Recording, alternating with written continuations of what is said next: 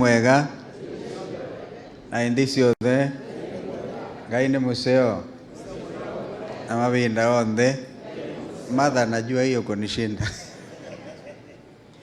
Well, what a day.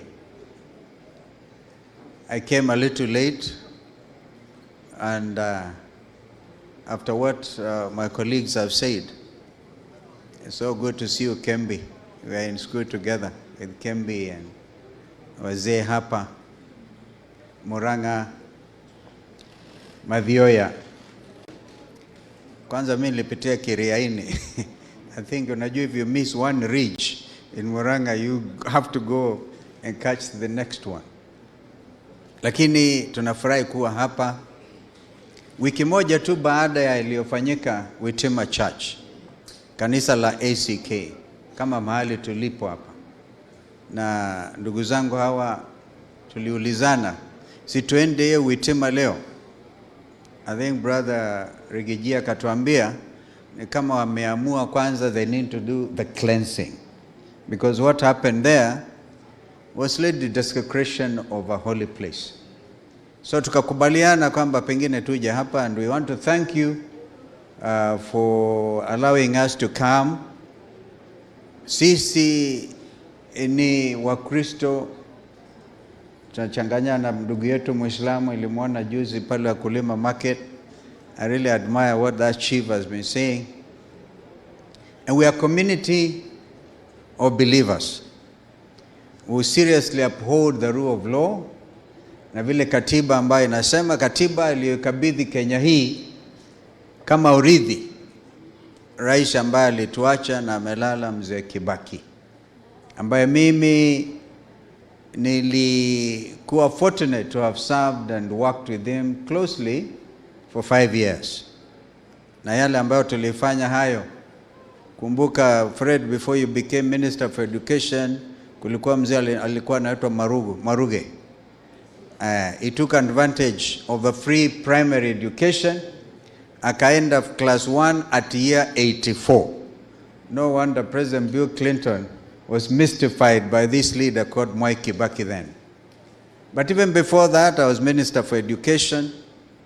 Na tunaelewa mambo haya. Hebu fikirieni miaka 60 baada ya uhuru, machifu wanatumwa kwenda kuambia watoto, tokeni mwende shule. Tokeni, hata kama hamuna uniform, tokeni. Ni lazima tujiulize ni kwa nini kwanza. Ni kwa sababu wazazi hawana namna, maisha yamekuwa magumu kiasi kwamba hawezi hata kujimudu. Kwa hivyo huyu rais akisema huko kwamba hawa watu hawana agenda.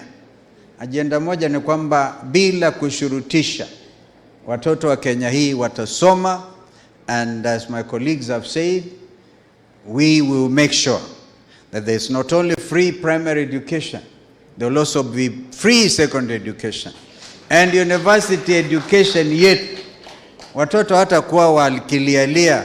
I remember as Minister for Education, I actually started the Higher Education Loans Board, and I appointed the current governor of Baringo as a first CEO. That is how hata Ruto mwenyewe alipata kwenda university. Kwa hivyo mambo haya kunyima watoto maskini wasipate hata namna ya kwenda kusoma, we cannot accept. So when we say we are going to bring this country to order, we mean it. Disorder has been the order of the day.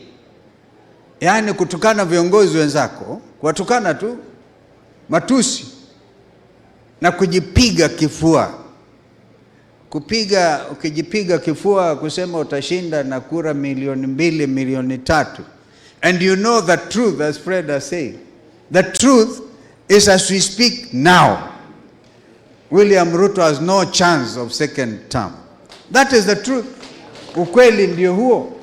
In fact, the way we are seated here, it's a clear testimony kwamba if shetani hata ingia katikati yetu, there's no way William Ruto will become president next year.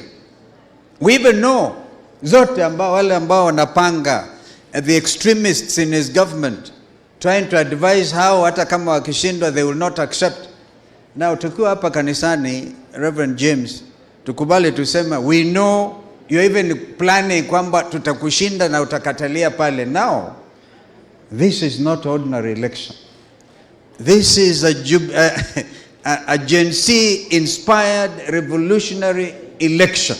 Ndio tunasema kwanza hawa vijana wenyewe watakuwa mstari wa mbele kuhakikisha that unfinished business, kwamba even as we speak hakuna mmoja wao amelipwa ridhaa. Walikuwa wamekubaliana na ODM kwamba by March next month, leo ni tarehe 1 February, watakuwa wamelipwa ridhaa. Nimeona akisema nao atapatia pesa National Human Rights Commission. We are told them in the first place what you are doing was unconstitutional. And the president of the Law Society, Faith akajiuzulu, and then he is left there with a very unfortunate situation. Kwa hivyo sisi tuko tayari kabisa. Wakenya msikubali kushtuliwa na kuuziwa uoga huo. Remember, wanasema kwamba wataenda Singapore. Singapore. I want to tell that what Kenyans want is the promised land. The promised land is what Joshua was told after the death of Moses. And that is really what I think has been preached to some of us. And clearly, be strong and of good courage. In fact, at Joshua 1 at verse 6, the writer repeats that. And again, be very strong and of good courage. Usikubali kuuziwa uoga. Remember what Proverbs says at 29? When the righteous are in authority, people rejoice. Na waovu wakiwa kwa mamlaka, wananchi kama wa Kenya groan every day, groaning. These things are clearly elaborated. Kwa hivyo mimi naona kwamba hapa tulivyo, victory is sure. The agenda is very clear. Return this country to constitutionalism. Na ndio wito wetu na kuwa tukomboe Kenya hii. Mother's Party is People's Liberation Party. We seem to have come to an agreement that the overriding theme ni ukombozi, taking into account vile watoto wetu waliumizwa na hii serikali dhalimu. And we now know whatever they do, we have not only the support of this country, but I can tell you the international community inaangazia Kenya yetu hii. Kenya haiwezi kuruhusiwa kuendeshwa na manjambazi. My sister mother calls them manjambazi. It cannot happen. This is our country. And therefore, mimi nataka tu tuelekeze mafikira yetu, hata badala ya kujiita United Opposition. Somebody called her like Santao. What's Raila's account? Amenitumia message akasema, jameni, you have to give Kenyans hope. Kusema United Opposition ni kama kukubali kwamba mnakaa tu hapo opposition. So we are the alternative government. United Alternative Government. That is who we are. Serikali Bandala. I think it's Kituyu puts it in Kiswahili, Badala. Serikali Badala. So Kenyans must know, as we speak to you from Murang'a, a place of great demonstration of struggle for justice in our country and a constitutional order. Mimi nilifanikiwa kuwa nilikuwa actually assistant minister wa Ken Matiba. Minister, I was his assistant minister. And he was a generous human being. We got to our firstborn, who is now an MP. Ken Matiba went all the way to Mother's Care kununulia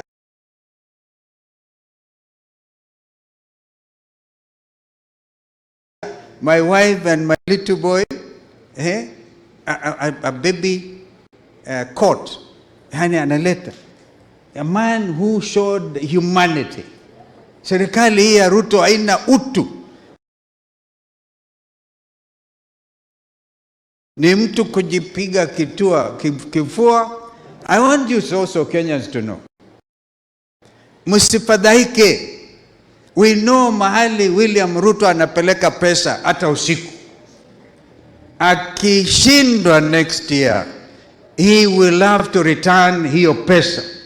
One of his people have said watu 125 ndio wanaibia mali ya umma, wanaibia wa Kenya pesa zote. And I want the world to feel encouraged. Let him give us. We know those names.